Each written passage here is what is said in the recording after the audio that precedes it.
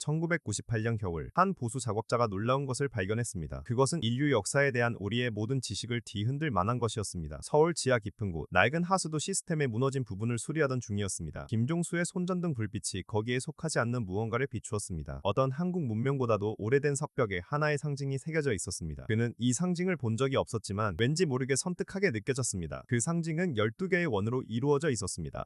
이 원들은 특정 패턴으로 배열되어 있었습니다. 다른 원들과는 별개로 하나의 원이 뚜렷하게 분리되어 있었습니다. 그 원은 한반도와 놀랍도록 닮은 육지 위에 떠 있는 모습이었습니다. 김종수는 그 순간 자신이 무엇을 발견했는지 알지 못했습니다. 그것은 고대 문명들이 4,000년 넘게 숨기려 했던 퍼즐의 마지막 조각이었습니다. 이 발견을 한국 정부에 의해 신속히 은폐되었습니다. 정부는 즉시 해당 지역을 봉쇄하고 모든 관련 정보를 기밀로 분류했습니다. 그러나 소문은 건설 노동자들 사이에 퍼져나갔습니다. 어둑한 술집에서는 불가능한 곳에서 발견된 이상한 상징과 고대 지도에 대한 속삭임이 오고 갔습니다. 한 장의 사진만이 은폐 작업을 견뎌냈습니다. 어떤 진실은 묻히기에는 너무 중요하다는 것을 아는 한 작업자가 이를 몰래 빼돌렸습니다. 그 한 장의 이미지는 결국 사라 첸 박사의 손에 들어갔습니다. 그녀는 아누나키 분산 패턴이라고 불리는 것을 15년간 연구해 온 독창적인 고고학자였습니다. 그녀가 사진을 처음 보았을 때 손이 너무 심하게 떨려 거의 떨어뜨릴 뻔했습니다. 이것이야말로 그녀가 찾고 있던 증거였습니다. 그녀의 이론은 너무나 논란이 많아 3개의 다른 대학에서 교수직을 잃게 했습니다. 이 사진은 그 이론의 최종 확증이었습니다. 김종수가 발견한 상징은 그저 평범한 고대 조각이 아니었습니다. 그것은 지구 곳곳에 흩어져 있는 11개의 다른 장소들과 완벽하게 일치하는 지도였습니다. 정확히는 천체항의 지도였습니다. 각 장소는 고대 수메르어 문서에서 언급되었던 곳이었습니다. 그 문서들은 이곳을 하늘 사람들, 즉 아누나키의 거주지라고 암호처럼 표현했습니다. 수십 년 동안 연구자들은 이 장소들을 확인해 왔습니다. 이집트의 피라미드부터 볼리비아의 푸마푼쿠에 있는 신비한 구조물에 이르기까지 다양했습니다. 또한 중국의 고대 천문대와 일본 해안의 수중 유적도 포함되었습니다. 하지만 언제나 한 가지 빠진 조각이 있었습니다. 고대 문서에서 언급되었지만 아무도 확인할 수 없었던 한 장소가 있었습니다. 그 문서들은 12개의 기지에 대해 말했습니다. 그것은 하늘과 땅을 잇는 12개의 연결점이었습니다. 그러나 11개만이 발견되었을 뿐입니다. 지금까지는 그랬습니다. 첸 박사의 연구는 대부분의 학자들이 인정하기조차 거부하는 길로 그녀를 이끌었습니다. 그녀는 박물관에 먼지 쌓인 지하실에 보관된 난해한 쇠기문자, 점토판을 번역하는 데 수년을 보냈습니다. 이 문서들은 공식 고고학계가 무시하기를 선호했습니다. 그것들은 인류 발전의 통념적인 서사와 맞지 않았기 때문입니다. 이 점토판들은 하늘에서 온 존재들에 대해 이야기했습니다. 그들은 고대인들에게 마법처럼 보이는 기술을 소유했습니다. 또한 그들은 아직도 답답할 정도로 불분명한 목적을 위해 지구 곳곳에 기지를 세웠습니다. 수메르인들은 그들을 아누나키라고 불렀습니다. 이는 대략 하늘에서 땅으로 온 자들이라는 의미입니다. 그러나 수메르인들만이 그들의 존재를 기록한 것은 아니었습니다. 지구상의 모든 고대 문명은 하늘 신들에 대한 이야기를 가지고 있습니다. 그들은 하늘에서 내려와 인류에게 농업, 수학, 천문학 그리고 글쓰기의 비밀을 가르쳤습니다. 그런 다음 그들은 신비롭게 사라졌습니다. 남긴 것은 거대한 구조물들과 돌에 새겨진 암호 같은 경고뿐이었습니다. 한국에서 발견된 것이 그토록 중요했던 이유는 단지 12개의 기지 패턴을 완성했기 때문만이 아니었습니다. 그것은 그 함의를 이해하는 연구자들의 등골을 오싹하게 만든 바로 그 장소 자체가 중요했습니다. 한반도는 지구상에서 독특한 위치를 차지합니다. 이곳은 지각하니 수렴하는 지리적 요충지입니다. 자기장선이 특이한 패턴으로 교차하는 곳이기도 합니다. 고대 전설은 바다에서 온 용과 별에서 내려온 신들에 대해 이야기합니다. 한국의 민속설화는 환인, 즉 천상의 주님에 대한 이야기로 가득합니다. 그의 아들 환웅은 3,000명의 추종자들과 함께 땅으로 내려왔습니다. 환웅은 백두산에 신성한 도시를 세웠습니다. 이것들은 단순한 신화나 자연 현상을 설명하려는 원시적인 시도가 아니었습니다. 그것들은 먼 과거에 실제로 일어난 사건들을 묘사하는 역사적 기록들이었습니다. 이 기록들은 세대를 거쳐 전해졌습니다. 서울 지하에서 발견된 상징은 고대 문명의 능력에 대한 통념을 거부하는 정보를 담고 있었습니다. 그것은 정확한 경도와 위도 좌표를 보여주었습니다. 이러한 개념은 18세기까지는 인류의 지식에 존재하지 않아야 했습니다. 그것은 대륙들을 매우 정확하게 묘사했습니다. 이는 지도 제작자들이 지구를 높은 고도에서 보았음을 시사했습니다. 이것은 고대 문명에게는 불가능했어야 할 일이었습니다.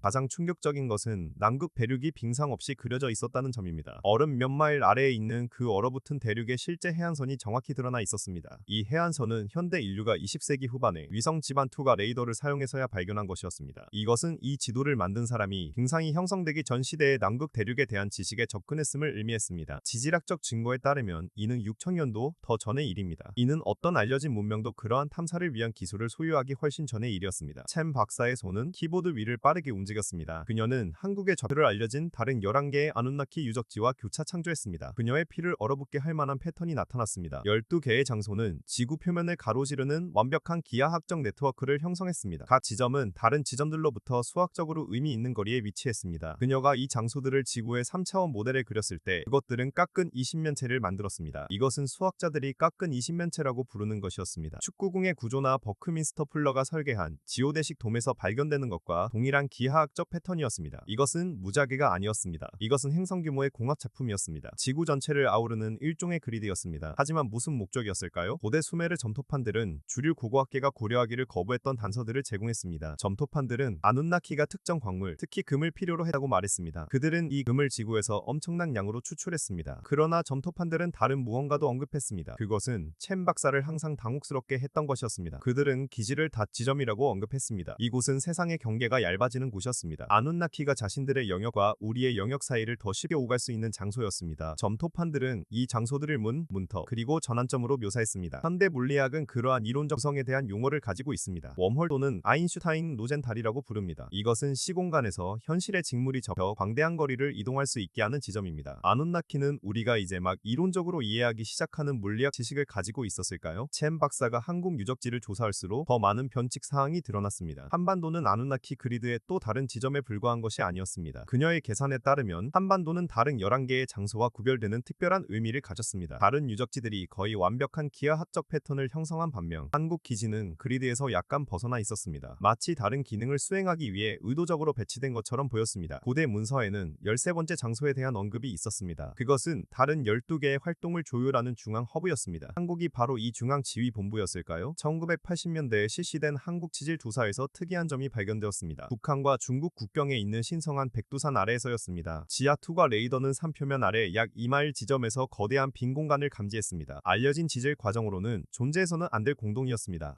한국 정부는 이 발견들을 장비 오작동이나 자연적인 용암 동굴로 치부하며 조용히 묻어버렸습니다. 그러나 챔 박사는 그녀의 인맥을 통해 원본 데이터를 입수했습니다. 그녀가 본 것은 이것이 자연적인 지형이 아님을 확신하게 했습니다. 그 공간은 너무 대칭적이었고 너무 완벽하게 구형이었습니다. 레이더 반사판은 인공적인 건축을 시사하는 금속성 신호를 보였습니다. 백두산으로의 접근은 거의 불가능했습니다. 이 산은 지구상에서 가장 고립되고 제한된 지역 중 한 곳에 위치하기 때문입니다. 북한 당국은 이 산을 거의 종교적 중요성을 지닌 신성한 장소로 여기며 맹목적인 헌신으로 지켰습니다. 북한의 공식 신화에 따르면 그들의 건국 지도자 김일성은 일본 점령에 대한 저항 기간 동안 이 산을 기지로 사용했습니다. 그의 아들 김정일은 산비탈의 통나무집에서 태어났다고 전해집니다. 이 주장은 거의 확실히 선전에 불과했습니다. 그러나 만약 백두산에 대한 북한의 집착이 더 오래된 무언가에서 비롯되었다면 어떨까요? 그것은 산의 진정한 중요성에 대한 문화적 기억일 수 있습니다. 이 기억은 세대를 거쳐 전해지다가 현대 정치 신화에 의해 차용된 것입니다. 챔 박사는 백두산이 20세기보다 훨씬 이전부터 신성하게 여겨졌음을 발견했습니다. 삼국시대, 즉 서기 1세기경으로 거슬러 올라가는 고대 한국 문서들은 이 산을 묘사했습니다. 이 산은 한국인의 발상지이자 신성한 존재가 인간 세상에 닿았던 장소로 기록되었습니다. 한국 문화 정체성의 토대를 이루는 단군 신화는 명시적으로 언급합니다. 반신단군, 즉 한국의 전설적인 건국자가 백두산에서 태어났다고 말입니다. 이는 그의 아버지 환웅이 하늘에서 내려온 이후의 일이었습니다. 문서들은 환웅이 세계의 천상의 인장을 가지고 왔다고 묘사합니다. 이것은 구름, 비, 그리고 바람을 지배할 수 있게 하는 힘의 물건들이었습니다. 이 인장들이 실제로는 첨단 기술이었을까요? 그 시대의 원시인들이 마법과 신성한 힘으로만 설명할 수 있었던 장치였을까요? 그러나 한국에서 아눈나키가 존재했다는 증거는 한 신성한 상과 고대 신화를 훨씬 뛰어넘었습니다. 한반도 전역에는 쉽게 설명하기 어려운 구조물과 유물들이 있었습니다. 한국 남서부에 위치한 고창시에는 고인돌 무리가 있습니다. 수백 개에 달하는 거석 구조물입니다.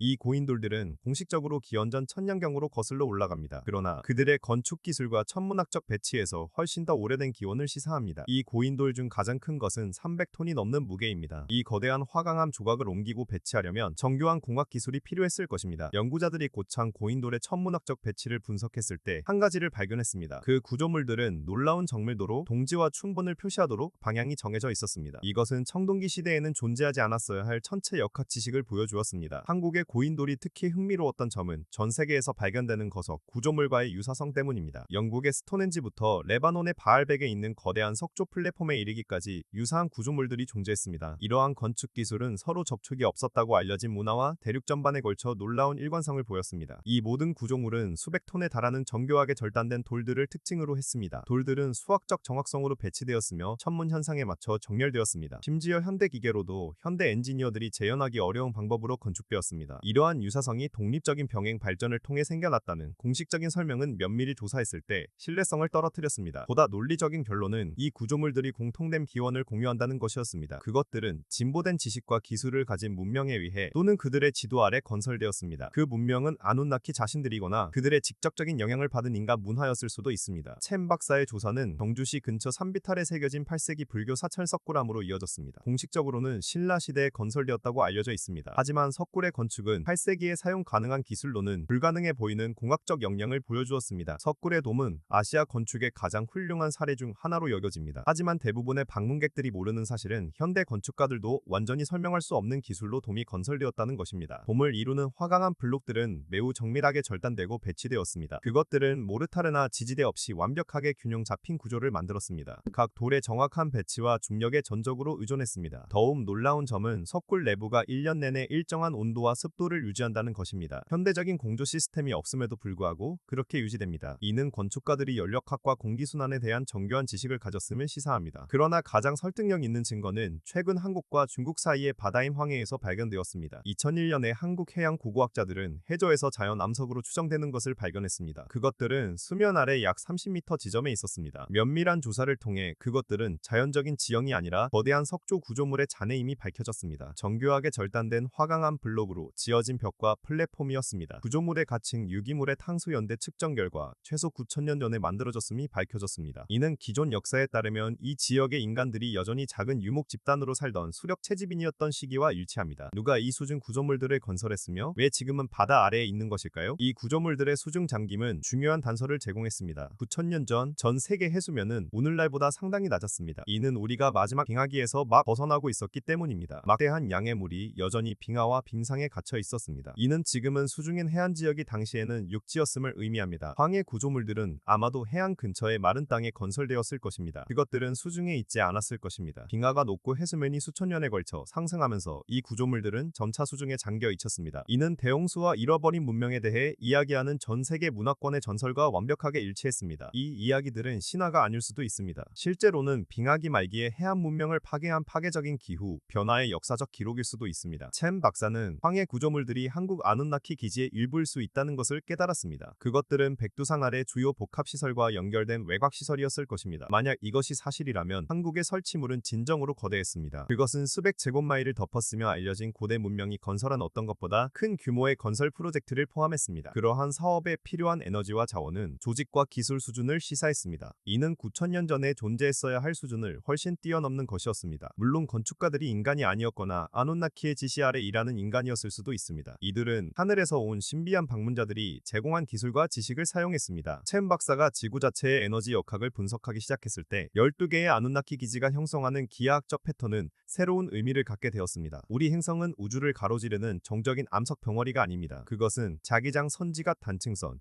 그리고 일부 연구자들이 레이 라인이라고 부르는 것으로 교차하는 역동적인 시스템입니다. 레이 라인은 지구 지각을 통해 흐르는 지구 에너지의 통로입니다. 고대 문명은 이러한 에너지 흐름을 알고 있었던 것으로 보입니다. 그들은 이 에너지가 수렴하는 지점에 신성한 장소와 기념물을 의도적으로 배치했습니다. 현대의 지표 조사자와 풍수사들은 이 레이 라인 네트워크를 매핑했습니다. 그들은 주요 고대 유적지가 거의 항상 교차점, 즉 여러 에너지 선이 교차하는 지점에 위치한다는 것을 발견했습니다. 첸 박사가 지구의 주요 레이 라인과 자기 이상을 보여주는 지도의 12개의 아누나키 기지를 표시했을 때 그녀는 놀라운 것을 발견했습니다. 12기지 각각은 지구 에너지 그리드의 주요 노드 지점에 위치했습니다. 이곳은 여러 레이 라인이 교차하고 자기장 판도값이 비정상적인 변동을 보이는 곳이었습니다.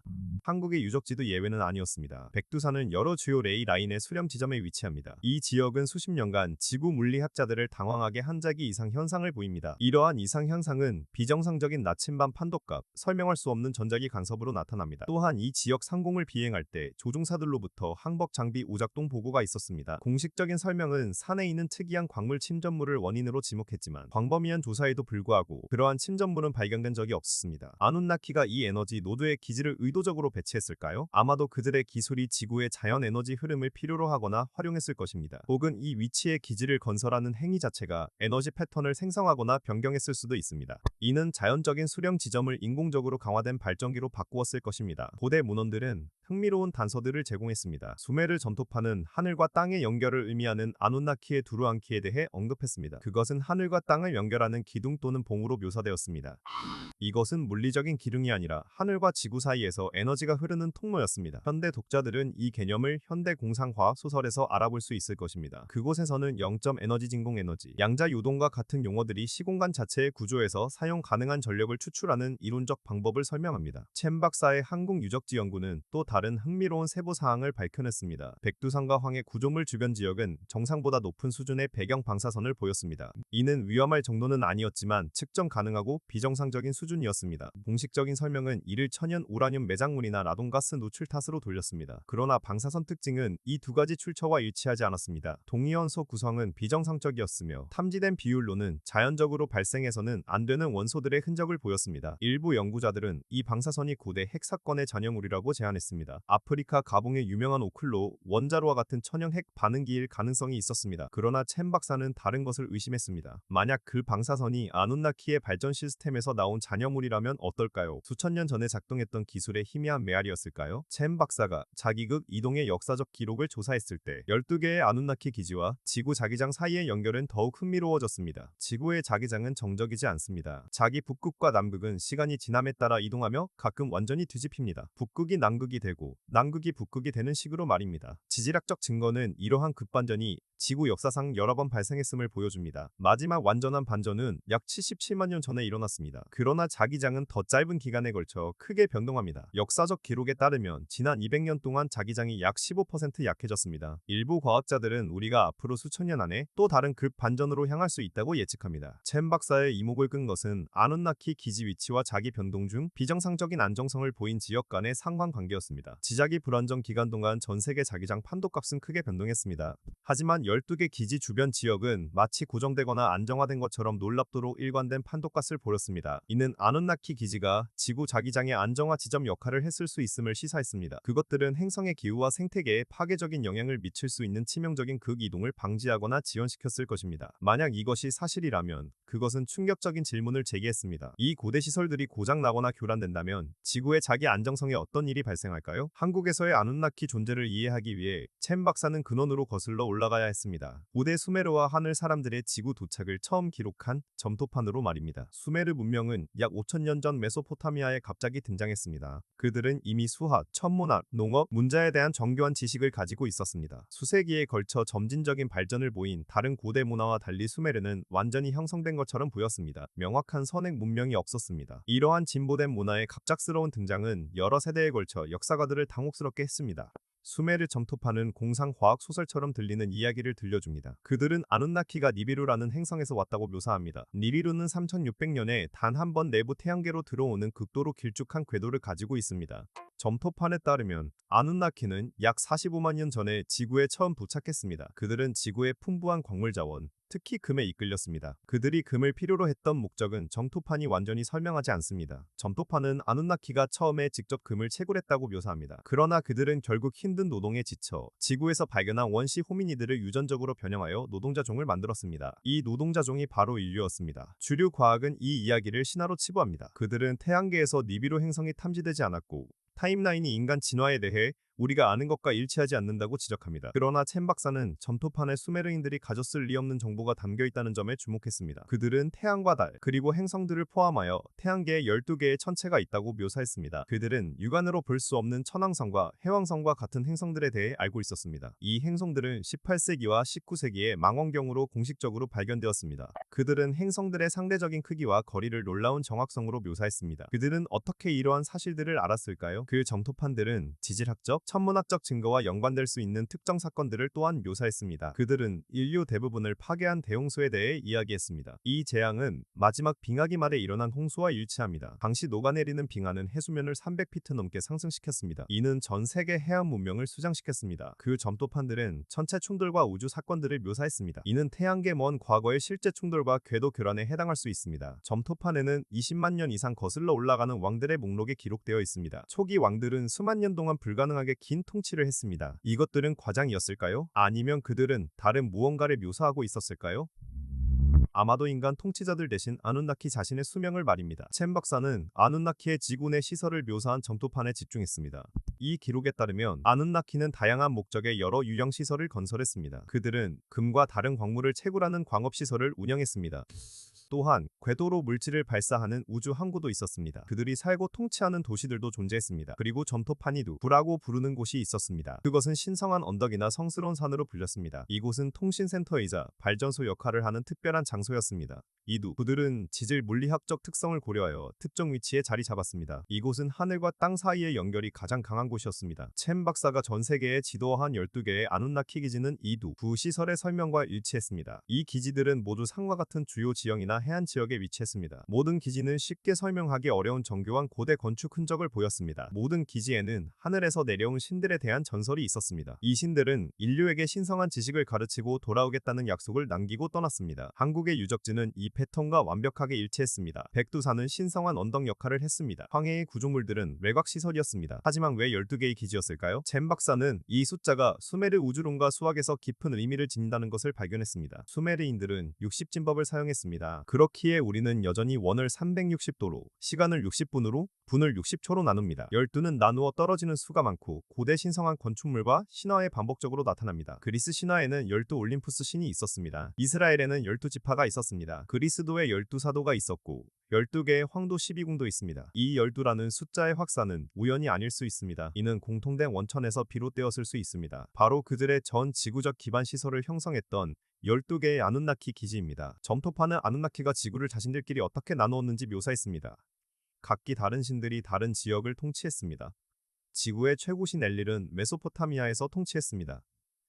그의 이복 형제 엔키는 아프리카를 다스렸습니다. 이난나는 인더스 계곡을 받았습니다.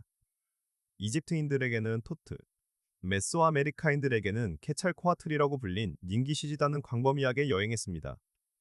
그는 여러 대륙에 자신의 흔적을 남겼습니다. 하지만 점토파는 한 아누나키에 대해 언급했습니다. 그의 영역은 여전히 미스터리로 남아 있었습니다. 그는 급동의 군주, 떠오르는 태양의 수호자로만 묘사되었습니다. 이 신비한 인물이 한국 시설을 통치했던 아누나키 군주일 수 있었을까요? 한국 신화는 이 동방 아누나키 군주에 대한 흥미로운 단서들을 제공합니다. 한국의 전설과 민담에는 바다와 하늘에서 온 용왕과 천상의 존재들에 대한 이야기가 꾸준히 전해집니다. 이들은 서양 신화에 사악하고 불을 뿜는 용이 아니었습니다. 그들은 인류에게 지식과 문명을 가져다준 현명하고 자비로운 존재였습니다. 한국의 용은 물, 비, 바다와 연관되었습니다. 그들은 크기를 변형하고 투명해지며 날개 없이 하늘을 날 수 있는 초자연적인 힘을 지녔다고 믿어졌습니다. 한국 신화에서 가장 중요한 용은 동해 용왕이었습니다. 그는 물결 아래 장엄한 수정궁에 살았다고 전해집니다. 이 궁전은 인간의 이해를 뛰어넘는 기술과 경이로움을 담고 있다고 묘사되었습니다. 불 없이 빛나는 벽과 공간의 법칙을 거스르는 방들이 있었습니다. 내부 공간은 외부 크기보다 더 넓었습니다. 용왕은 소원을 들어주고 질병을 치료하며 날씨를 조절할 수 있는 마법의 여의주를 지녔습니다. 현대인의 관점에서 이러한 묘사들은 잘못 이해된 기술처럼 들립니다.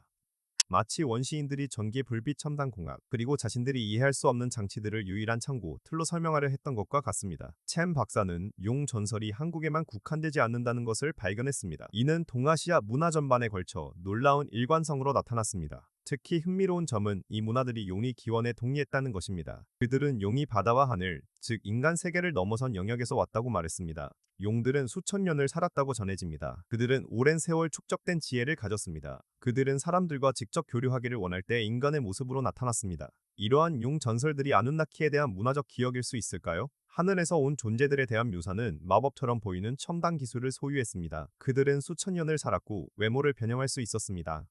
이 모든 특성은 수메르 기록에서 아누나키에게 부여된 특성과 일치했습니다. 물과의 연관성은 해안선 근처에 위치한 아누나키 시설을 반영할 수 있습니다. 혹은 그들의 도착 방식과 관련될 수도 있습니다. 만약 아누나키가 우주선을 타고 우주를 여행했다면 그 우주선들이 바다에 착륙했을 것입니다. 이는 거대한 교란, 즉 해일과 물기둥을 일으켰을 것입니다. 이는 마치 바다 자체가 솟아올라 이 천상의 방문자들을 데려온 것처럼 보였을 것입니다. 용에게 부여된 변신 능력은 특히 흥미로웠습니다. 여러 문화의 고대 기록들은 아누나키와 유사한 존재들을 변신 능력자로 묘사합니다. 그들은 마음대로 외모를 바꿀 수 있었습니다. 일부 연구자들은 이것이 아누나키가 다양한 종류의 복장이나 장비를 착용한 것을 의미할 수 있다고 제안했습니다. 다양한 보호 장비나 의뢰복을 입어 외모를 바꾼 것입니다. 다른 이들은 더 이국적인 설명을 제시했습니다. 홀로그램 기술이나 유전적 조작으로 그들이 물리적 형태를 바꿀 수 있었다는 것입니다. 메커니즘이 무엇이었든 여러 문화에서 이 능력에 대한 일관된 보고가 있었습니다. 이는 구대인들이 목격하고 이해할 수 있는 용어로 묘사하려 했던 실제 현상임을 시사합니다. 한국 민담에는 이무기에 대한 이야기도 있습니다. 이무기는 천년을 살며 진정한 용이 되기를 바라는 거대한 뱀 같은 생물이었습니다. 전설에 따르면 이무기는 하늘에서 떨어지는 특별한 구슬인 여의주를 잡으면 용이 될 수 있었습니다. 이 여의주는 전지전능함과 비행 능력을 부여한다고 전해졌습니다. 하늘에서 떨어진 물체를 잡음으로써 더 높은 존재 상태로 상승한다는 이미지는 다른 신화들과 공명합니다. 이는 천체 물체와의 접촉이나 신의 개입으로 인간이 변형되는 것에 대한 신화들입니다. 이 전설이 아누나키에 의해 유전적 강화나 기술적 증강을 위해 선택된 인간에 대한 기억을 보존하는 것일까요? 원시 상태에서 벗어나 인간 이상의 존재가 된 것에 대한 기억 말입니다. 첸 박사는 이러한 신화적 연결을 뒷받침하는 고고학적 증거를 발견했습니다. 한반도와 주변 동아시아 지역 전반에 걸쳐 고대 유물들이 발견되었습니다. 이는 뱀처럼 생긴 또는 용과 같은 생물들을 묘사하며 순전히 상징적인 존재가 아닌 실제 존재임을 시사합니다. 이러한 묘사들은 수천 년 전의 의뢰용 물건, 무기, 건축물에 나타났습니다. 놀라운 점은 묘사의 일관성이었습니다. 만약 용이 순전히 신화적인 존재였다면 그 묘사가 다른 문화와 시대에 걸쳐 매우 다양할 것으로 예상될 것입니다. 대신 묘사들은 놀라운 통일성을 보였습니다. 모두 길고뱀 같은 몸통을 지녔습니다. 발톱 달린 4개의 다리사슴뿔 같은 독특한 특징을 가진 머리, 그리고 날개가 없음에도 날 수 있는 능력을 보여주었습니다. 가장 오래된 용 묘사 중 일부는 홍산 문화에서 비롯되었습니다. 이 문화는 약 6,500년에서 5,000년 전 중국 북동부와 한국 일부 지역에서 번성했습니다. 홍산 문화는 수많은 돼지용, 즉 꼬인 용 같은 생물체를 닳게 조각된 제자 모양 옥기들을 포함한 정교한 옥 조각품을 만들었습니다. 이러한 옥 조각품을 만드는 데 필요한 장인 정신 수준은 비범했습니다. 이는 신석기 문화가 가졌어야 할 수준을 훨씬 뛰어넘는 석재 절단 기술과 숙련도를 요구했습니다. 옥 자체는 엄청나게 단단했습니다. 모수경도 6에서 7에 해당했습니다. 이는 더 단단한 재료로 만든 도구로만 절단 및 성형될 수 있음을 의미합니다. 레이저 절단이나 초음파 드릴링과 같은 첨단 기술로만 가능했으며 이러한 기술은 6천년 전에는 존재하지 않았다고 여겨집니다. 동해 용왕의 수중 궁전 전설은 첸 박사가 황해 해저의 최근 수중 음파 탐지 데이터를 조사했을 때 새로운 의미를 갖게 되었습니다. 고고학자들이 2001년에 발견했던 수중 구조물들은 처음 보고된 것보다 훨씬 광범위한 것으로 드러났습니다. 공식 발표는 일부 돌벽과 플랫폼 발견을 묘사했습니다. 그러나 완전한 데이터 세트는 해저수 제곱킬로미터를 덮는 전체 단지를 드러냈습니다. 건물, 거리, 그리고 항만 시설로 보이는 것들이 있었습니다. 가장 흥미로운 것은 수중 음파 탐지기가 해저 아래 기반함으로 이어지는 거대한 입구를 나타낸다는 것이었습니다. 한국 당국은 즉시 전체 조사 데이터를 기밀로 분류했습니다. 그들은 약탈자와 보물 사냥꾼으로부터 유적을 보호하기 위함이라고 주장하며 추가 조사를 금지했습니다. 그러나 첸 박사는 비밀 유지의 진짜 이유가 수중 음파 탐지기가 입구에 대해 드러낸 내용 때문이라고 의심했습니다. 그 입구는 가파른 각도로 안반 아래로 내려갔습니다. 원시적인 기술로는 불가능할 정도로 깊이 침투했습니다. 수직 통로는 인공 구조물의 명확한 흔적을 보였습니다. 매끄러운 벽과 일관된 직경은 드릴링 또는 절단 장비 사용을 시사했습니다. 그 수직 통로는 800m 이상 내려갔습니다. 수중 음파 탐지기가 더 이상 추적할 수 없게 되자 지구 깊은 곳으로 사라졌습니다. 이 발견은 동아시아 전역에 걸쳐 전해지는 지하 왕국과 지하 세계에 대한 전설과 직접적으로 연결되었습니다. 한국 신화는 백두산 아래 만실 동굴에 대해 이야기했습니다. 그곳은 신들이 살았던 거대한 지하 복합단지였습니다. 일본 전설은 동굴과 틈새를 통해 접근할 수 있는 지하 세계인 요미의 영역을 묘사했습니다. 중국 민담은 숨겨진 계곡과 지하 낙원에 사는 불멸자들에 대해 전했습니다. 그곳은 시간이 다르게 흐르고 자연의 법칙이 중단된 곳이었습니다. 티베트 전통은 지구 표면 아래에 존재하는 신비로운 지하 왕국인 샴발라와 아가르타를 언급했습니다. 이곳은 깨달은 자나 거주자들이 특별히 선택한 자들만이 접근할 수 있었습니다. 현대 독자들은 대개 이러한 이야기들을 순전히 환상으로 치부합니다. 그러나 첸 박사는 이 이야기들이 아누나키의 지하시설에 대한 실제 기억을 보존하고 있을지 모른다고 생각했습니다. 아누나키가 방사선이나 극한의 온도로부터 보호가 필요했거나 단순히 작전의 사생활과 보안을 원했다면 지하 시설을 건설하는 것이 완벽하게 합리적이었을 것입니다. 그들은 또한 작전을 위한 사생활과 보안을 원했을 수도 있습니다. 첨단 시추 및 굴착 기술은 지상 거주자들로부터 숨겨진 광대한 지하 복합 단지를 만들 수 있었습니다. 이러한 지하 기지는 탐지로부터 자연적으로 보호될 것입니다. 또한 날씨와 지질학적 사건으로부터 안전하며 지상 구조물보다 적은 에너지로 온도를 제어할 수 있습니다. 지하 기지의 개념은 단순히 고대 신화만이 아니었습니다.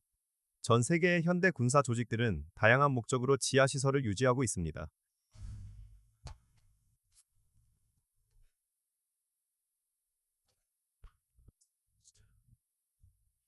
미국은 샤이엔 산과 같은 시설을 가지고 있습니다. 이는 화강암을 깎아 만든 거대한 복합단지로 지휘센터 역할을 합니다. 러시아는 냉전 시대에 건설된 지하 도시들을 보유하고 있습니다. 중국은 군사 목적으로 거대한 터널 시스템을 건설했습니다. 상대적으로 원시적인 시추 기술을 가진 현대인들이 수백 킬로미터에 이르는 지하 복합단지를 건설할 수 있다면 어떨까요? 수천 년 더 앞선 기술을 가진 아누나키는 무엇을 지을 수 있었을까요? 첸 박사의 조사는 한국 광부들과 터널 작업자들의 보고서를 밝혀냈습니다. 그들은 굴착 프로젝트 중 이상한 발견들을 묘사했습니다. 1973년, 대한민국 중부의 한산을 관통하는 터널을 뚫던 작업자들이 있었습니다. 그들은 그곳에 없어야 할 거대한 빈 공간으로 돌파했습니다. 그 빈 공간은 직경 약 30m의 완벽한 구형 방이었습니다.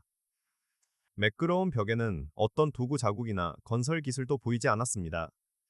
그 방은 완전히 비어 있었습니다. 다만 목격자들이 수정 또는 유리 기둥이라고 묘사한 것이 중앙에 있었습니다. 그것은 약 2m 높이와 1m 직경이었으며 희미한 빛을 발했습니다. 조사를 위해 도착한 기술자들은 그 기둥의 표면이 완전히 매끄럽고 믿을 수 없을 정도로 단단하다는 것을 발견했습니다. 샘플을 채취하려는 모든 시도에 저항했습니다. 정부는 그 방을 봉쇄하고 터널 경로를 변경했으며 모든 작업자들은 비공개 협약에 서명해야 했습니다. 그 사건은 공식적으로 암석 속의 가스 거품과 같은 자연지질 형상으로 분류되었습니다.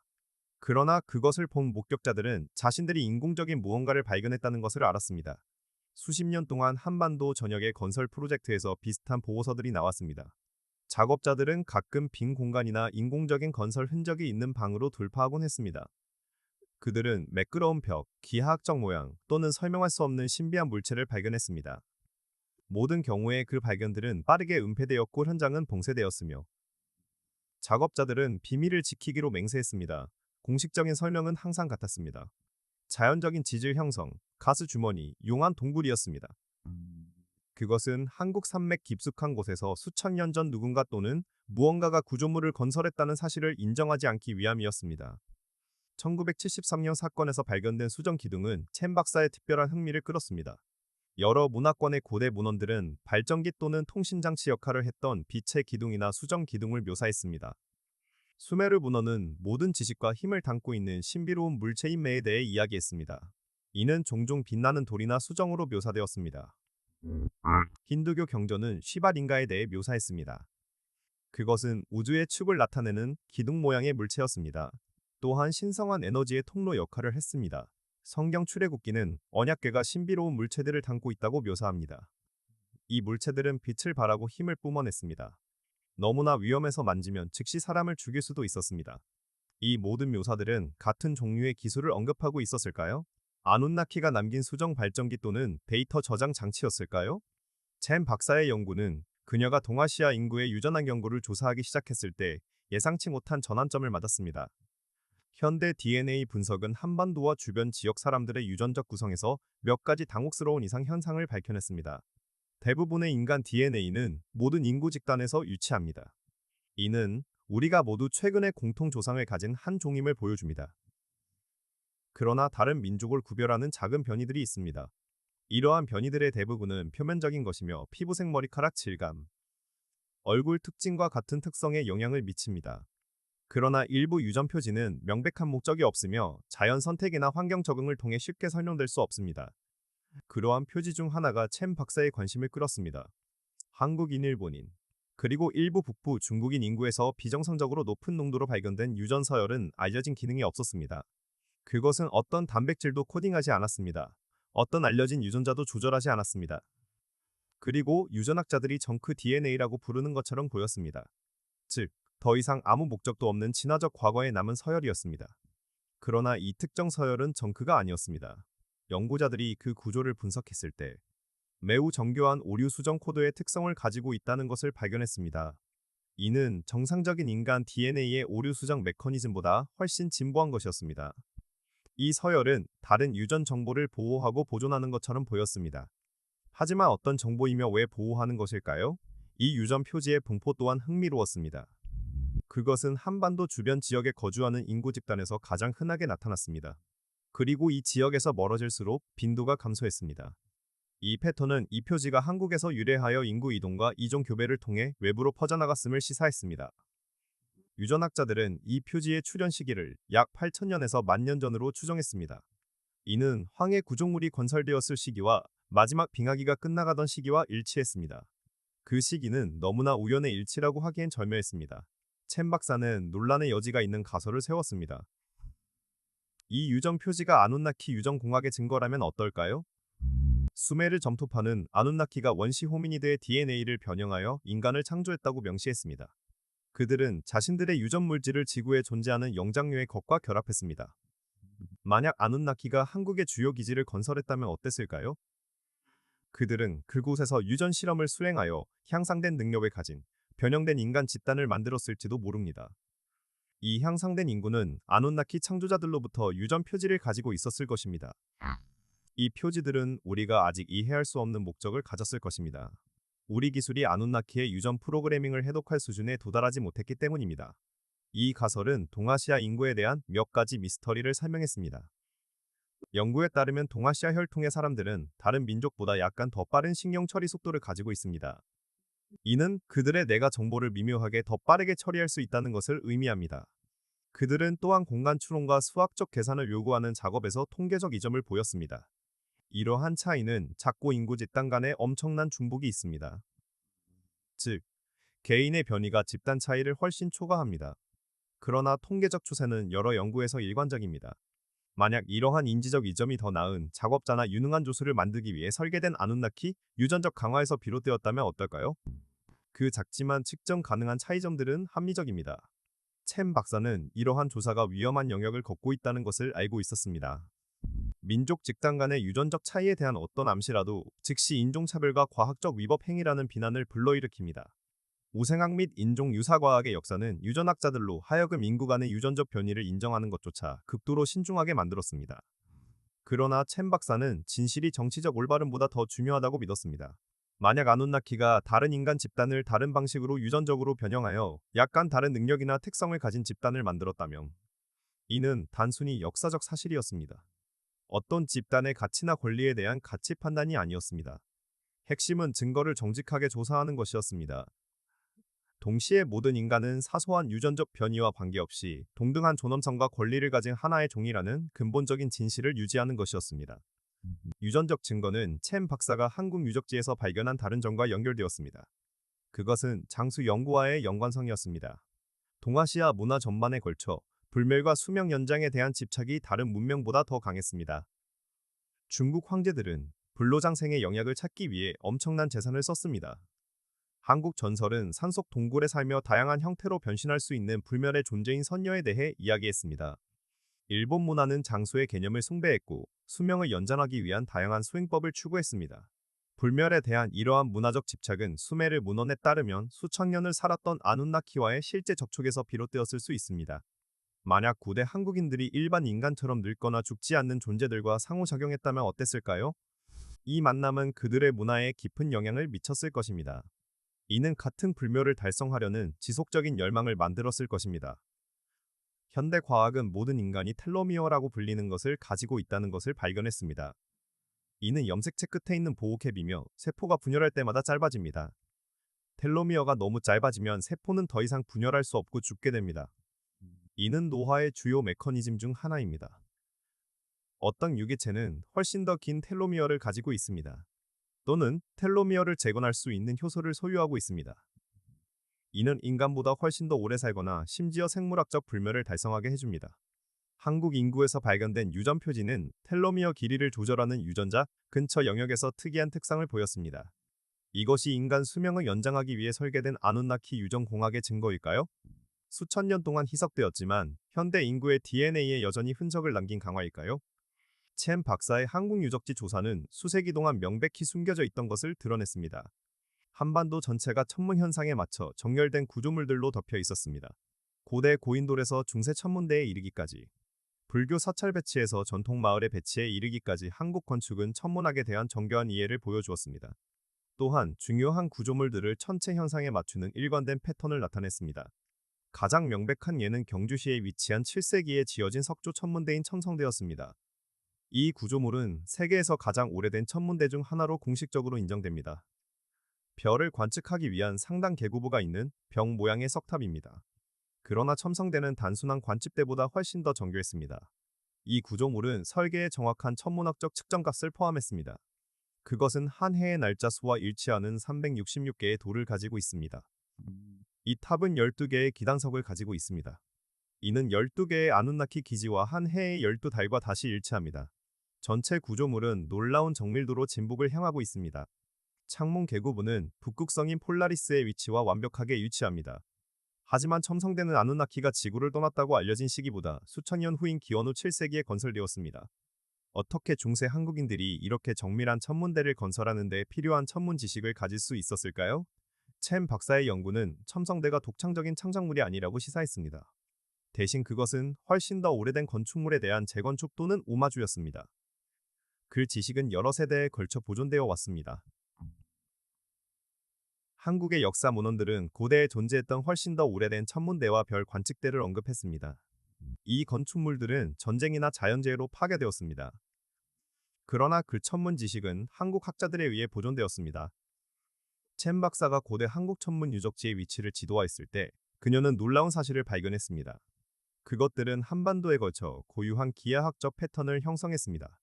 이는 전 세계적인 아누나키 격자의 축소판이었습니다.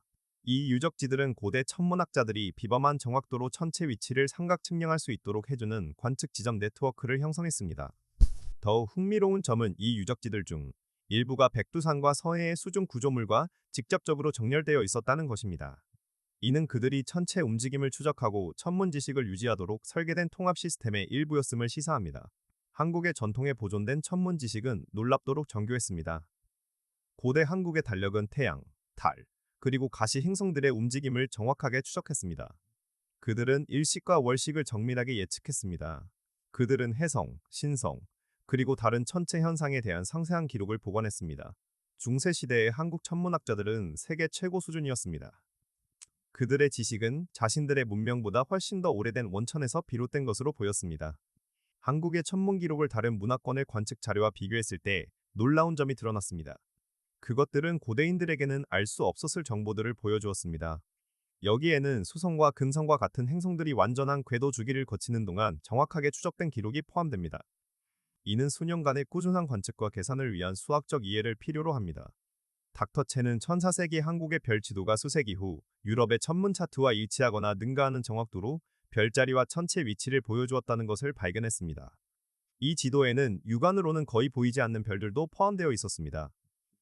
이는 중세 아시아에서는 존재할 수 없었던 광합 보조 장치 또는 관측 기술의 사용을 시사합니다.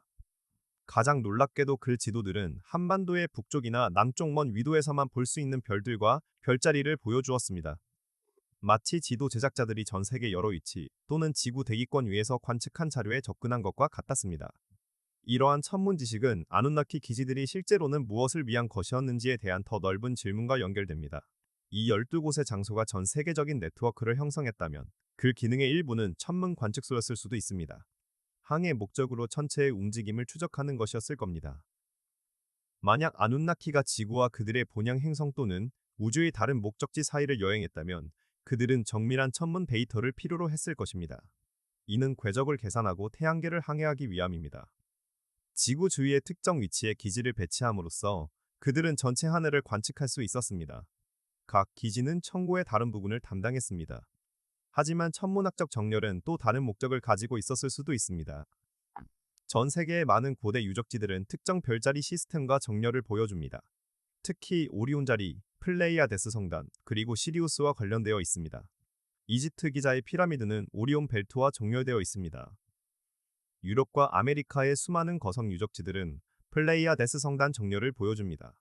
밤하늘에서 가장 밝은 별인 시리우스는 전 세계 신화에서 특별한 의미를 가집니다. 종종 신들이나 문명의 기원과 관련되어 나타납니다. 이러한 정렬은 상징적인 의미 이상을 나타낼 수 있을까요? 아눈나키 기지들이 그들의 본영 별자리 시스템과 정렬되도록 배치된 것일까요? 마치 그들이 온 곳으로 돌아가는 일종의 우주 나침반을 만든 것과 같이 말입니다. 수메르 점토판과 전 세계 문화권의 신화에 따르면 아누나키는 지구에 영구적으로 머무르지 않았습니다. 먼 과거의 어느 시점에 그들은 떠났습니다. 그들은 자신들의 거대한 건축물과 그들이 영향을 주었던 인간 문명들을 남겼습니다. 그들의 출발 시기와 이유는 고대 문헌에서 불분명하게 남아 있습니다. 일부 자료들은 그들이 채굴 작업을 완료하고 필요한 자원을 얻었기 때문에 떠났다고 제안합니다. 다른 자료들은 아누나키 자신들 사이 또는 그들의 인간 피험자들과의 갈등을 암시합니다. 이로 인해 그들의 지속적인 존재가 불가능해졌다는 것입니다. 또 다른 자료들은 주기적인 우주 현상이 그들을 떠나게 했다고 말합니다. 그들의 본영 행성 니비루가 긴 궤도 경로를 따라 멀어지면서 지구를 떠났다는 것입니다. 한국의 신화는 이러한 출발에 대한 고유한 버전을 제공했습니다. 전설은 환인과 그의 추종자들이 하늘로 다시 올라갔다고 말했습니다. 인류가 특정 수준의 발전에 도달하면 돌아오겠다고 약속했습니다. 떠나기 전에 그들은 자신들의 위대한 업적을 봉인하고 가장 귀한 보물들을 숨겼다고 전해집니다. 이는 그들이 돌아올 날을 대비하여 보존한 것입니다. 그들은 인간 제자들에게 천문대를 유지하고 신성한 지식을 보존하도록 가르쳤습니다. 신들이 돌아와 그들의 유산을 되찾을 때까지 사제들과 학자들의 세대에 걸쳐 전수되었습니다. 닥터 첸은 아누나키의 출발이 단일 사건이 아니라는 증거를 발견했습니다. 그것은 수세기 또는 수천 년에 걸쳐 일어난 점진적인 과정이었습니다. 다른 기지들은 각기 다른 시기에 버려진 것으로 보였습니다. 일부는 서둘러 대피한 흔적을 보였습니다. 장비가 남겨져 있었고 시설은 급히 봉인되었습니다. 다른 기지들은 질서정연하게 해체된 것으로 보였습니다. 중요한 유물들은 제거되었고 방들은 접근을 막기 위해 의도적으로 메워지거나 무너뜨려졌습니다. 한국의 유적지는 후자에 속하는 것으로 보였습니다. 백두산 아래의 지하 공간들은 체계적인 비활성화의 흔적을 보여주었습니다. 전력 시스템은 차단되었고 접근 터널은 쉽게 재발견되지 못하도록 기술을 사용하여 봉인되었습니다. 하지만 아누나키는 텅 빈 건물들 이상을 남겼습니다. 그들은 수호자들을 남겼습니다. 이들은 성스러운 유적지를 보호하고 돌아올 때까지 지식을 보존하는 임무를 맡은 인간 집단이었습니다. 한국에서 이 수호자 역할은 전통적으로 특정 가문과 종교 단체에 의해 수행되었습니다. 이들은 성스러운 산의 신사를 유지하고 고대 힘을 잠재적으로 보존하기 위한 의식을 거행했습니다. 이 집단들은 비밀리에 활동하며 그들의 지식을 대대로 전수했습니다. 아눈나키의 귀환을 알리는 징조를 기다렸습니다. 이 징조들은 무엇이었을까요? 고대 문헌들은 단서들을 제공했습니다. 그것들은 천체 정렬을 언급했습니다. 이는 특정 행성과 별들이 수천 년에 한 번만 발생하는 패턴으로 정렬되는 희귀한 천문 현상입니다. 그것들은 기술적 이정표를 언급했습니다. 인류가 특정 능력을 개발하면 아눈나키가 돌아올 것이라고 암시했습니다. 마치 우리의 기술 발전이 그들의 귀환을 위한 시험이나 준비의 일부인 것처럼 말입니다. 그것들은 환경 변화를 묘사했습니다. 지구 자기장 또는 기후의 변화는 니비루와 아눈나키 우주선의 접근을 알리는 신호가 될 것입니다. 닥터 첸은 이러한 징조들 중 일부가 이미 발생하고 있을 수 있다는 것을 깨달았습니다. 실제로 지구의 자기장은 약해지고 있으며 임박한 급점 역전의 징후를 보이고 있습니다. 우리 기술은 아눈나키의 일부 업적을 이해하고 잠재적으로 복제할 수 있는 지점까지 발전했습니다. 그리고 21세기로 접어들면서 비정상적으로 희귀한 천문학적 정렬이 점점 더 자주 발생하고 있습니다. 아눈나키의 귀환이 임박한 것일까요? 이 생각은 보이는 것처럼 터무니없는 것이 아니었습니다. 전 세계 여러 정보 기관들은 행성 9을 찾고 있습니다. 행성 9은 태양계 외곽에 있는 가상의 거대 행성입니다. 그 존재는 멀리 있는 물체의 궤도에서 발생하는 중력 이상 현상으로 암시됩니다. 이 행성 9은 니비루에 대한 설명과 일부 특성을 공유합니다. 여기에는 매우 타원형의 궤도와 궤도 대부분 동안 태양으로부터의 거대한 거리가 포함됩니다. 주류 천문학자들은 행성 9과 니비루 사이의 어떠한 연결도 유사과학으로 치부합니다. 하지만 첸 박사는 행성 9의 궤도 특성에 대한 수학적 예측이 수메르 니비루 궤도 설명에 기반한 계산과 놀랍도록 잘 일치한다는 점을 지적했습니다. 만약 니비루가 존재하고 3600년마다 태양계 안쪽으로 들어오는 타원 궤도에 있다면 다음 도착 날짜를 계산하는 것이 가능해집니다. 이 타임라인에 따르면 니비루가 마지막으로 지구에 가까이 왔던 때는 기원전 1400년경이었을 것입니다. 이는 흥미롭게도 고대 문명에서 주요 격변이 일어났던 시기와 일치합니다. 지중해의 청동기 시대 붕괴 전 세계적인 급적인 기후변화, 그리고 여러 선진 문화의 신비한 소멸 등이 포함됩니다. 다음 접근은 21세기 또는 22세기 중 언젠가 일어날 것입니다. 오늘날 살아있는 사람들의 수명 내의 말입니다. 닥터 첸의 조사는 한국의 아누나키 기지가 완전히 잠들어 있지 않을 수도 있다는 것을 밝혀냈습니다. 수십 년 동안 백두산과 서해 주변 지역에서 특이한 현상을 겪은 사람들의 보고가 표면화되었습니다. 어부들은 수면 아래에서 이상한 빛을 보았다고 보고했습니다.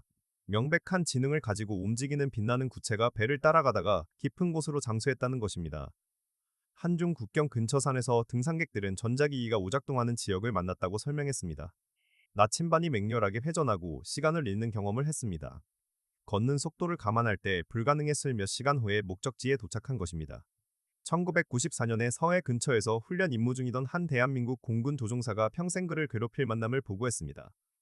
만 피트 상공을 비행하던 중 그는 처음에는 해수면에서 솟아오르는 다른 항공기라고 생각했던 것을 관측했습니다.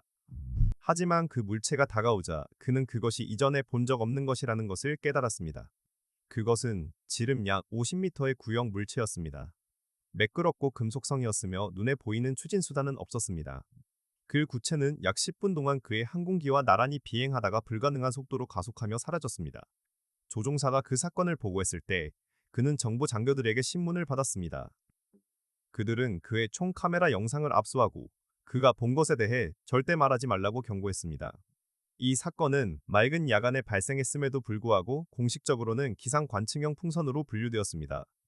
북한 이탈 주민들로부터도 유사한 보고가 있었습니다. 이들은 백두산 근처의 고위군 장교들에게조차 출입이 금지된 이상한 시설물에 대해 말했습니다. 이 탈북자들은 트럭 행렬이 상속 터널 시스템으로 들어가 사라지는 것을 목격했다고 설명했습니다. 정부가 전문 장비를 성스러운 봉우리 주변의 제한 구역으로 이동시키는 것을 지켜보았다는 것입니다. 공식적인 설명은 이러한 활동들이 무기 개발 프로그램 때문이라고 밝혔습니다. 북한이 산의 고립을 이용하여 핵 또는 미사일 시설을 숨기고 있다는 것을 암시했습니다. 하지만 일부 탈북자들은 뭔가 더 특이한 일이 일어나고 있다고 주장했습니다. 고대 기술의 발견과 수천 년 동안 잠들어 있던 시스템을 재활성화하려는 시도에 대해 속상했습니다. 첸 박사는 지난 70년 동안 한국 지역의 변칙 보고서 데이터베이스를 구축했습니다. 그 결과 드러난 패턴은 매우 놀라웠습니다. 이상 현상은 첸 박사가 지도에 표시했던 아누나키 기지 위치와 일치하는 특정 장소들에 집중되었습니다. 보고서 빈도는 시간이 지남에 따라 증가하고 있었습니다. 특히 지난 20년 동안 증가세가 두드러졌습니다. 마치 무언가가 깨어나고 있는 듯했습니다. 수천 년간의 휴면 끝에 시스템들이 재활성화되는 것 같았습니다. 가장 주목할 만한 점은 보고되는 현상의 유형이 전 세계 다른 아누나키 기지 위치의 설명과 일치한다는 것이었습니다. 동일한 이상한 불빛 전자기 이상 현상 그리고 불가능해 보이는 유물들이 발견되고 있었습니다. 이것들은 이집트 페루 볼리비아 그리고 첸 박사의 글로벌 아누나키 지도에 있는 다른 장소들에서 발견되었습니다. 이러한 발견에 대한 정부의 대응은 여러 국가에서 일관된 패턴을 보였습니다. 초기에는 정부가 억압되었습니다. 물리적 증거는 압수되었고 증인들은 신뢰를 잃었습니다. 모든 관련 자료는 기밀로 분류되었습니다. 이는 국제적인 공모를 시사했습니다. 또는 각국 정부가 동일한 결론에 독자적으로 도달했음을 의미했습니다. 즉, 이 고대 유적지에 대한 무언가가 일반 대중에게 비밀로 유지되어야 한다는 것이었습니다. 하지만 왜 그랬을까요? 정부들은 사람들이 무엇을 발견할까 두려워했을까요? 첸 박사는 그 답이 인간 사회에 대한 아누나키 현실의 영향에 있다고 추측했습니다. 만약 인류가 유전자 공학으로 창조되었다는 결정적인 증거가 나온다면 어떨까요? 우리의 신들이 실제로는 외계 방문객이었다는 사실도 그렇습니다. 또한 수만 년 전 지구에 고도로 발달한 문명이 존재했다는 증거도 있을 수 있습니다.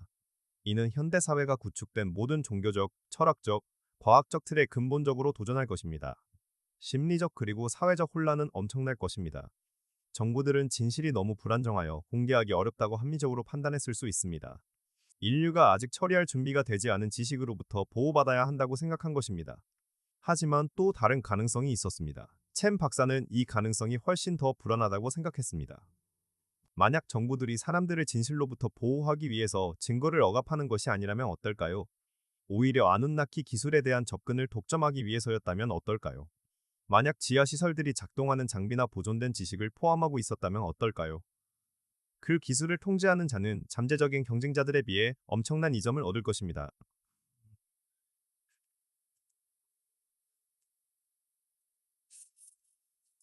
군사적 그리고 경제적 적용은 혁명적일 것입니다. 국가들은 그러한 보물에 대한 독점적 접근을 확보하기 위해 무엇이든 할 것입니다.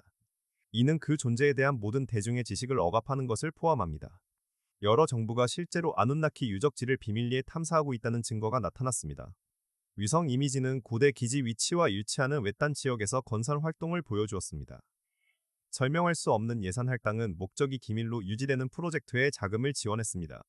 고급 물리학 및 이국적인 재료에 대한 연구 논문들은 잠시 나타났다가 기밀로 분류되어 공개 데이터베이스에서 삭제되었습니다. 간선은 찾는 방법을 아는 사람들을 위해 존재했습니다. 2018년 무언가가 변했습니다. 전 세계 감시 기지들은 12개 아누나키 기지 위치에서 방출되는 비정상적인 자기장 변동을 감지하기 시작했습니다. 이 변동은 하나의 기지에서 시작하여 순차적으로 다른 기지로 확산되는 패턴을 따랐습니다. 마치 각 기지가 깨어나 네트워크에 연결되는 것 같았습니다. 과학계는 이러한 측정값을 장비 오류나 자연적인 지질 활동으로 일축했습니다. 하지만 첸 박사는 자신이 보고 있는 것을 정확히 인식했습니다. 아누나키 그리드가 활성화되고 있었습니다. 활성화 순서는 한국의 기지에서 시작되었습니다. 3월 20일 일충분날, 감시 장비는 백두산 아래에서 발생하는 거대한 전자기 펄스를 감지했습니다. 이 펄스는 정확히 12초 동안 지속되었고 12일 동안 12시간마다 반복되었습니다. 이 타이밍의 정확성은 자연적인 것일 수 없었습니다. 이것은 의도적인 신호였습니다. 이를 감지할 기술을 가진 누구에게나 그 존재를 알리는 비콘이었습니다. 며칠 안에 다른 11개 기지에서도 유사한 펄스가 방출되기 시작했습니다. 각 기지는 연쇄적인 활성화 순서로 글로벌 네트워크에 합류했습니다. 첸 박사는 네트워크가 온라인 상태가 되는 것을 보며 점점 더 흥분과 불안을 느꼈습니다. 고대 시스템들이 수천 년간의 휴면 끝에 깨어나고 있었습니다. 하지만 왜 지금이었을까요? 무엇이 활성화를 촉발했을까요? 첸 박사는 그것이 천문학적 정렬과 관련이 있을 수 있다고 추측했습니다. 그녀의 계산에 따르면 2018년은 행성들과 별들의 희귀한 배열이 나타나는 해였습니다. 이 배열은 3600년 동안 다시 반복되지 않을 것입니다. 이 정렬은 아누나키의 귀환을 알릴 천체 배열에 대한 고대 문헌의 설명과 일치했습니다. 활성화 순서는 2018년 내내 그리고 2019년까지 가속화되었습니다. 전자기 펄스는 주파수와 강도가 증가했습니다. 새로운 신호들이 나타났습니다. 이 신호들은 기지들 사이의 데이터 전송을 시사하는 복잡한 패턴이었습니다. 마치 네트워크가 오랜 잠에서 깨어나 동기화되는 것 같았습니다. 감시 장비는 알려진 어떤 자연적 또는 인공적 원천과도 일치하지 않는 에너지 신호를 감지했습니다. 기지들은 동시대 과학이 식별하거나 설명할 수 없는 원천으로부터 에너지를 끌어와 전력을 생성하고 있었습니다. 그 후 유물들이 나타나기 시작했습니다. 전 세계적으로 아누나키 기지와 관련된 유적지에서 사람들은 존재해서는 안 될 물건들을 발견하기 시작했습니다. 이집트에서는 기자 피라미드 근처를 발굴하던 고고학자들이 희미한 빛을 내는 결정 장치를 포함한 방을 발견했습니다. 페루에서는 건설 노동자들이 알 수 없는 글씨로 덮인 금속판으로 가득 찬 방을 뚫고 들어갔습니다. 볼리비아에서는 지역 주민들이 푸마풍쿠 유적 아래 지하 통로 입구를 발견했습니다. 이 통로는 땅속 수마일 아래로 내려갔습니다. 그것들은 근원 없는 빛으로 여전히 밝게 비춰지고 있었습니다. 그리고 한국에서는 서해에서 중설 작업을 하던 어부들이 알 수 없는 구성의 금속 물체를 인양했습니다. 이 물체들은 햇빛에 비추자 홀로그램 이미지를 보여주었습니다. 각각의 발견물은 당국에 의해 신속하게 압수되었습니다. 유적지는 봉인되었고 발견자들은 다양한 수단을 통해 침묵을 강요받았습니다. 하지만 발견 속도는 정부가 억압할 수 있는 것보다 더 빠르게 가속화되고 있었습니다. 고대 기지들은 활성화 순서가 진행됨에 따라 그들의 비밀을 쏟아내고 있었습니다. 마치 무언가를 준비하는 듯 오래 숨겨져 있던 유물들이 표면으로 드러났습니다. 첸 박사는 활성화 순서가 그녀가 매핑했던 천문학적 정렬과 동일한 패턴을 따르고 있다는 것을 깨달았습니다. 기지들은 천체 현상에 반응하여 활성화되고 있었습니다.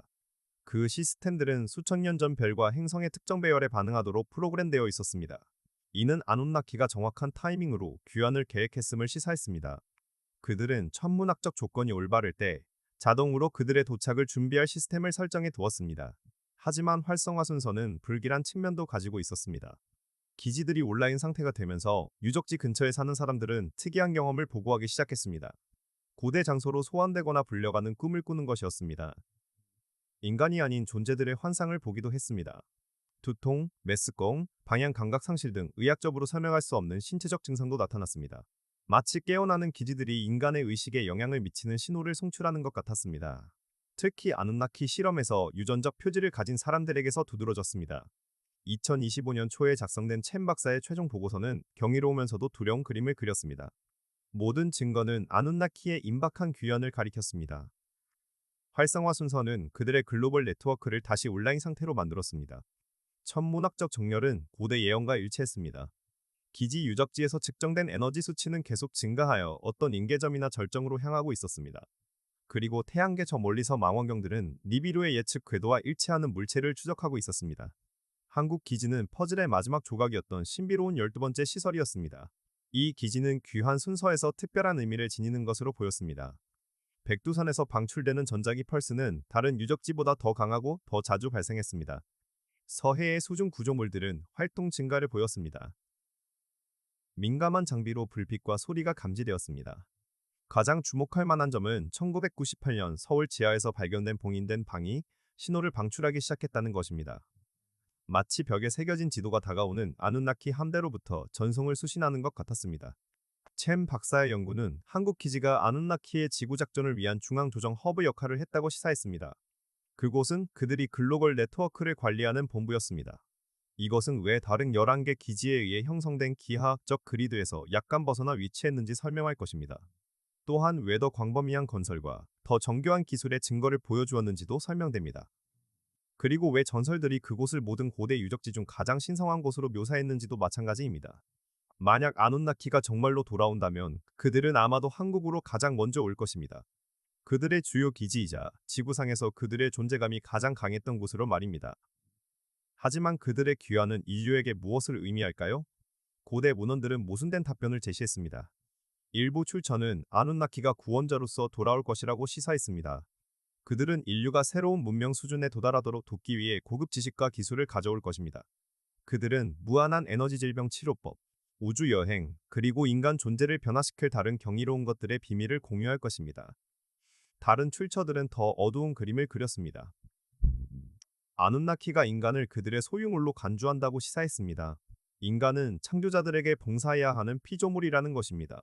이 문헌들은 심판에 대해 언급했습니다. 아누나키가 인류를 발전할 가치가 있는 자와 파괴 또는 지속적인 노예 상태에 처할 운명인 자로 분류할 것이라는 내용이었습니다. 첸 박사는 진실이 아마도 이 극단적인 견해들 사이에 있을 것이라고 믿었습니다. 아누나키는 순전히 자비로운 구원자도 사악한 지배자도 아니었습니다. 그들은 자신만의 동기와 의제를 가진 복잡한 존재였습니다. 그들은 자신들의 목적을 위해 인류를 창조했습니다. 하지만 또한 우리를 동물의 기원에서 끌어올렸습니다. 그들은 우리에게 지능, 문화 그리고 그들 자신의 본성에 가까운 어떤 불꽃을 주었습니다. 그들의 귀환은 기회와 위험을 동시에 가져올 것입니다. 이는 인류가 그들의 부재 기간 동안 우리 창조주들을 부하가 아닌 동등한 존재로 만날 만큼 충분히 성숙했는지 시험할 도전 과제가 될 것입니다. 한국의 유적지는 첸 박사가 연구 마지막 몇 주 동안 밝혀낸 마지막 비밀을 품고 있었습니다. 고대 문헌과 천문학적 계산에는 한 날짜가 숨겨져 있었습니다. 그것은 모든 천체 및 지구 정렬이 완벽한 동기화에 도달할 특정 순간이었습니다. 그 날짜는 빠르게 다가오고 있었고 이제 2년도 채 남지 않았습니다. 그 순간이 도래하면 아누나키 그리드는 완전한 활성화에 도달할 것입니다. 기지들은 완전히 열릴 것이며 수천 년 동안 봉인되어 있던 모든 것이 드러날 것입니다. 전 세계 정부들은 의심할 여지 없이 동일한 날짜를 계산하고 있었고 가짜의 방식으로 준비하고 있었습니다. 군 병력은 고대 유적지 근처에 배치되고 있었습니다. 연구팀은 깨어나고 있는 기술을 이해하고 어쩌면 통제하려고 시도했습니다. 평화로운 첫 접촉부터 적대적 침공에 이르는 시나리오에 대비한 비상 계획이 작성되고 있었습니다. 하지만 세상의 모든 준비는 불충분할 수도 있습니다. 우리의 문명보다 수천 년 더 앞선 존재들과의 만남에는 말입니다. 첸 박사는 자신의 보고서를 완성했습니다. 그녀는 이를 세상에 공개할 준비를 마쳤습니다. 이것이 연구원으로서의 마지막 활동이 될 것임을 알고 있었습니다. 아누나키에 대한 정보를 억압해온 세력들은 그녀의 폭로를 반기지 않을 것입니다. 그러나 진실은 너무나 중요해서 숨길 수 없었습니다. 인류는 자신들의 기원을 알 권리가 있었습니다. 또한 우주 속에서 자신들의 위치를 이해해야 했습니다. 창조주들의 귀환에 대비해야만 했습니다. 고대 아누나키는 모든 대륙에 자신들의 흔적을 남겼습니다. 그들은 전 세계적인 네트워크를 구축했습니다. 우리는 그 목적을 이제 막 이해하기 시작했을 뿐입니다. 가장 거대한 그들의 기지가 있었습니다. 이 기지는 한반도의 상광울 아래 숨겨져 있었습니다. 긴 잠에서 깨어나고 있었습니다. 인류의 순수의 시대는 끝나가고 있었습니다. 우리는 곧 진실과 마주할 준비가 되었는지 알게 될 것입니다. 우리가 누구이며 어디에서 왔는지에 대한 진실입니다. 아누나키는 자신들의 12번째 기지로 돌아오고 있었습니다. 이곳은 하늘과 땅이 처음 만났던 성스러운 산입니다. 인류의 역사 속 그 어떤 것도 그들이 도착했을 때 벌어질 일에 대비하지 못했습니다. 오직 한 가지 확실한 사실은 분명했습니다. 우리가 알던 세상은 영원히 변할 것이라는 점입니다. 한국의 산과 바다 아래 묻혀있던 비밀들이 수면 위로 떠오르고 있었습니다. 그 비밀들과 함께 고대 하늘의 신들이 돌아왔습니다. 이 신들은 태초부터 인류의 운명을 만들었습니다. 지도는 해독되었습니다. 패턴은 드러났습니다. 접촉까지의 카운트다운이 시작되었습니다. 남은 것은 단 하나였습니다. 인류가 창조주를 만날 때를 지켜보는 일입니다. 부모를 맞이하는 아이들처럼 대할지 아니면 주인 앞에선 노예처럼 대할지 결정해야 합니다. 그 답은 다가올 수천 년 동안 인류 문명의 방향을 결정할 것입니다.